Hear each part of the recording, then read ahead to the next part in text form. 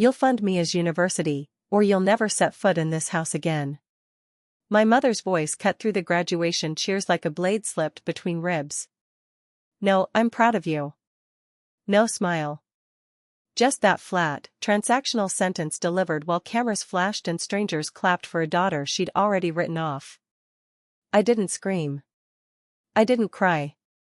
I just felt the mortarboard slip a fraction on my head as the truth sank in. The diploma in my hand was worth less to her than the promise of my paycheck. What she didn't know was that I'd heard her real plan 6 hours earlier.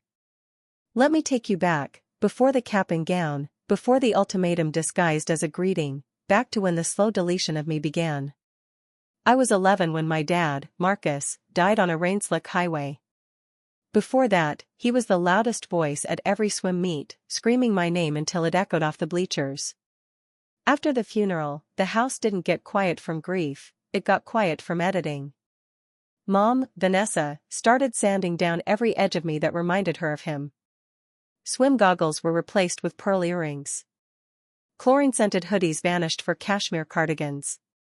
Young ladies don't need to smell like a pool, she'd say, brushing my wet hair so hard the bristles left marks. 2 years later, she brought home Richard and his daughter, Mia, 8 years old, porcelain skin, ringlets, and a talent for crying on cue. The moment the adults turned away, the angel mask dropped. Mia accidentally bleached my competition swimsuit the night before regionals. She hid my calculator during finals week. She poured orange juice into my laptop bag and watched me discover it in first period.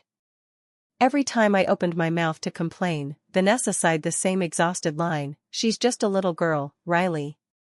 Be the bigger person." By sophomore year I stopped asking for help. I lifeguarded at 5 a.m., tutored after classes, applied for every scholarship that didn't care whether my mother loved me or not. The only place I could breathe was my grandmother Celeste's cottage 4 streets over, sunlight through stained glass, cinnamon rolls cooling on the counter, and a woman who looked at me like I still mattered. Graduation morning, I slipped over to Celeste's before the ceremony. She was on the phone in the hallway. I was pouring coffee and pretending I wasn't eavesdropping. Vanessa's voice leaked through the receiver like poison gas. "Just a few more years until the old bat's gone. The cottage will finally be mine. Mia will have the future she was born for. Riley? Please. She'll survive. She always does." I stood frozen, coffee sloshing over the rim of the mug and burning my fingers. That was the moment the last thread snapped. Fast forward to the football field turned graduation stage. Vanessa's ultimatum still ringing in my ears. I smiled for the photos, let her pinch my cheek like I was livestock, and when she walked away to find Mia's perfect Instagram angle, I vanished into the crowd. I didn't go home. I went straight back to Celeste. She took one look at my face and closed the front door behind me like she was sealing a vault. "I heard every word this morning," she said quietly. The line never hung up. My knees almost gave out. She didn't hug me. She didn't cry. She walked to her roll-top desk, unlocked a drawer, and pulled out a folder thick with possibility. This cottage has never been in Vanessa's name, no matter what she told herself. And I'm tired of waiting for her to become the daughter I raised. She dialed her lawyer right then, Saturday or not, and scheduled an emergency meeting for Monday. Then she looked me dead in the eye. "When I'm gone, this house, the savings bonds, everything, goes to the granddaughter who actually showed up." "That's you, Riley." I tried to protest. She shut it down with one raised hand. "You've been homeless in your own life long enough." Monday morning we sat in a beige office that smelled of lemon polish and finality. Celeste signed the deed over to me, quitclaim, irrevocable. Updated her will. Had everything notarized before noon. The attorney asked twice if she was certain. She answered the same both times, more certain than I'd been about anything in the last 20 years. We drove home, my home now, in silence that felt sacred. Vanessa's SUV was already in the driveway. She stormed across the lawn before we even killed the engine, Richard and Mia trailing like ducklings. "What the hell is going on?" she shrieked. "Where were you all weekend?" Celeste stepped out of the car, slow and regal. Taking care of estate matters. Vanessa laughed, an ugly, panicked sound. Estate matters? Mom, you're being dramatic. Celeste handed me the new deed. I held it up so the sun caught the raised seal. Vanessa snatched it, scanned it, went the color of spoiled milk. This is fake. This has to be. It's filed with the county as of 11:30 this morning, Celeste said.